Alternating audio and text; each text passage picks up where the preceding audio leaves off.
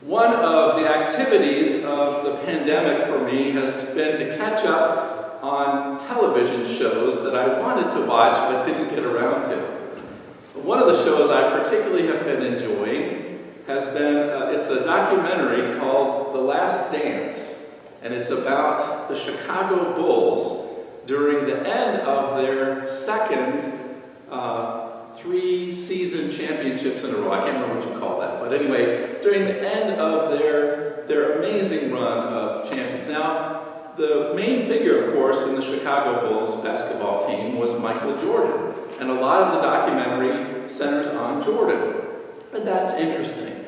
But I'm really enjoying learning about the second fiddle players, the ones who were not Michael Jordan, but who had to kind of control their egos in order to be part of a team with Michael Jordan on it. So that's Scottie Pippen and Horace Grant and many others, but you all from Michigan will particularly remember one character from that team, Dennis Rodman, the Worm. Dennis Rodman, one of the most colorful characters in all of sports. Friends with Kim Jong-un and party boy and tattoos all over the place. I mean, a real crazy guy, but a fascinating person on the basketball court as well. What particularly struck me was that while he was with the Pistons, he was mentored by Chuck Daly, the great coach of the Pistons. And he discovered his superpower, which was not to be the main star. He was never the main star on the Pistons or the Bulls. What he was a tenacious rebounder and defender. One of the best, I think, who ever played the game. And because he knew who he was and who he wasn't, he enabled 2 different teams to win championships. 2 teams which might or may not have won those championships in those years without him, but certainly he was a major factor. I thought about Dennis Rodman. A couple weeks ago, my saint for Advent was Dolly Parton. Well, today, my saint for Advent is the really unlikely Dennis Rodman. Why do I say that? When the Jews sent priests and Levites from Jerusalem to test John the Baptist, this wild man, dare we say the Dennis Rodman of his time? No, he's not the Dennis Rodman of his time, but he was also a crazy man. People didn't know what to make of him, and he was attracting these crowds, and there was all kinds of speculation. People wanted to put John the Baptist on a pedestal. You must be Elijah, the second coming of Elijah. We've been waiting for Elijah to come back. You must be him. You must be the Messiah that we've been waiting for, or maybe one of the other great prophets. And the great genius, I think, of John the Baptist was this incredible clarity about who he was and who he wasn't. Despite all the temptations to put himself at the center, John the Baptist was able to say, I am not. I'm not the Messiah. I'm not the second coming of Elijah. I'm not one of the great prophets of old. I am the voice of one crying in the wilderness. Prepare the way of the Lord. You don't even know that the Messiah is already here and in your midst, and I know my job is to point to him. That's the genius of John the Baptist. And I think there's a great lesson in that for us. One is always that our vocation as Christians is to point to Jesus. You know, the old joke in Sunday school is whatever the teacher asked, right? The answer is Jesus. So a teacher could mess with kids a little bit because they knew the answer was always going to be Jesus. And for Christians, that is it. The answer is always Jesus. Jesus at the center of our worship. Jesus at the center of our lives. Jesus at the center of the world, of God's plan of salvation for the world. Yes, we're to point to Jesus, but there are so many ways to do that. And discovering what we are put on this earth to do, how we're supposed to point to Jesus, is the adventure of all of our lifetimes. It's learning to be able to say, I am not this, and I am this. One of our members, Brianne, is going through a year of discernment with EYSJ, Exploring Your Spiritual Journey, one of the great programs in our diocese that helps people to discern what it is that God is leading them to do. Many of us have had to work it out on our own, right? We've had to sort of sort out what is our particular role. Who are we in our families? Who are we in the workplace? Who are we in our communities? Who are we in the church? What is it that we have to offer? For some, it is to be teachers. For others, it's behind the scenes. You know, I think about this room back here. I don't know if you can see on the camera. But that room back there, that mysterious room back there, is occupied by a guild called the Altar Guild. And they're typically people who don't like to be out front. They like to be behind the scenes. They like to be getting things ready for the rest of us to be able to worship. There are people whose unique calling and giftedness is to be engineers, to be helpers. There are so many gifts that God has given us, and each of us has a unique blend of those gifts. And the task is to be able to neither undervalue nor overvalue those gifts in ourselves. I think we're always struggling between two extremes. The one extreme is, I'm worthless. When I did spiritual gifts in inventories with people in my last church, I've done it sort of everywhere, but I'll often say to people, what do you think your spiritual gifts are? And I would say about half of the members of the churches I've served said, oh, I don't have any gifts. We undervalue ourselves, I think. Too often, we don't appreciate the giftedness that we have, the experience and the talent.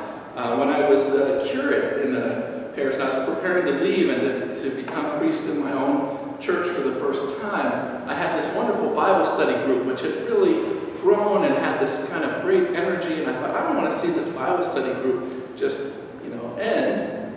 So I was looking around the group, and there was this amazing woman. She was a retired English professor from the local college. Had been a tenured professor of English, brilliant, published, erudite, the whole bit. And she'd been a wonderful member of this Bible study group. And I said, I think you're the perfect person to lead this after I go.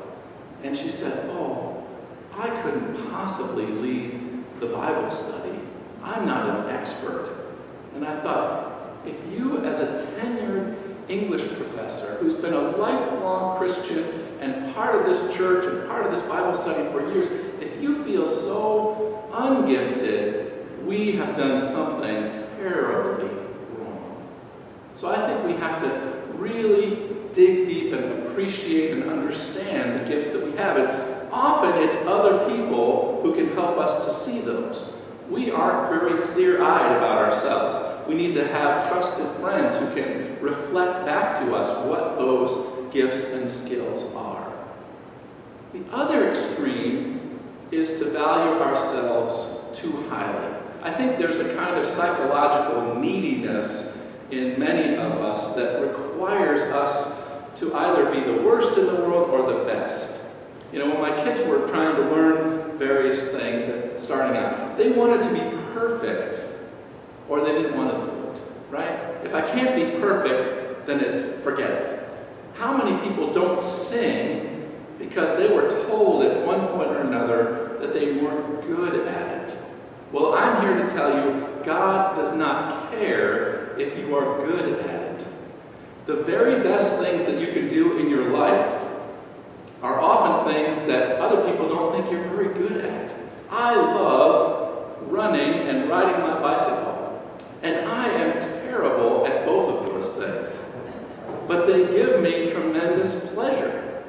I'm the slowest runner I've ever met, right? I just kind of lumber along, but I enjoy it, and I'm not going to stop. I don't care if I'm never going to win a race. There's a funny bike ride, the Dalmac, which goes from Lansing to Mackinac, and it's not a race, right? But everybody, if you do this Dalmac ride, it's like a 5-day ride. If you do this ride, everybody always asks, "Did you win? Did you win?" And so the Dalmac organizers have created a shirt for every rider that says, "I won the Dalmac." I won because I participated, right? I won because I was able to put myself out there. One of my icons of this was my Aunt Winifred. I don't know if I've told this story before, but she decided she was going to be an artist and a sculptor. And she said, well, how do I go and do this? She took classes, you know, at the local senior center and so forth. And then with her group, she went to Italy, and they actually quarried marble from Carrara, where Michelangelo got his marble. And she made these lovely things. She never sold one sculpture. I have one, and I cherish it because it was her using her gifts in that way. But what I loved about it was she started traveling to Europe on her own. My uncle, her husband, wouldn't go. But she would study a language for about 6 months, and then she would go and spend a few weeks there and happily talk to everyone, absolutely butchering their language. And she didn't care. She didn't care. And no one else cared either. They saw the joy and the love that was in her, and they responded to that. So I think we have to manage these two temptations, to either undervalue ourselves or to be so paralyzed by perfectionism or ego that we cannot offer our gifts in community, right? We either have to be the best or get all the attention, or we're not going to play. We're going to take our toys and go home. That's one temptation, and the other is to hide our light under a bushel. Neither of those is going to help. Instead, we need to be a little bit like Dennis Rodman and to say, what is my particular role? What has God gifted me to do, and how can I use those gifts, whether it's playing basketball, being a tenacious defender and rebounder, whether it's going to other countries and butchering the language joyfully, whether it's creating sculpture, whether it's teaching, whether it's being an engineer. I've often told this story, but one of my favorite stories out of EYSJ was the young woman who said, I finally discovered after a year of discernment what my calling is. I'm called to be an accountant. I've been doing some of that work, but I need to develop it. And so that year of discernment gave her the permission, the power to then say, I'm going to be the very best accountant I can be for the glory of God. I'm going to take those gifts and those skills, I'm going to hone them over the rest of my life, and I'm going to use them for the church, I'm going to use them in my work, I'm going to use them in community organizations, and I'm going to help people with that gift. So whether your gift is prayer, or working quietly in the sacristy, or teaching, or being up front, or being the Archbishop of Canterbury, whatever it is, may you have the soul and the clarity of John the Baptist, or of the prophet Isaiah that John the Baptist quoted. Isaiah, who said, the Spirit of the Lord is upon me.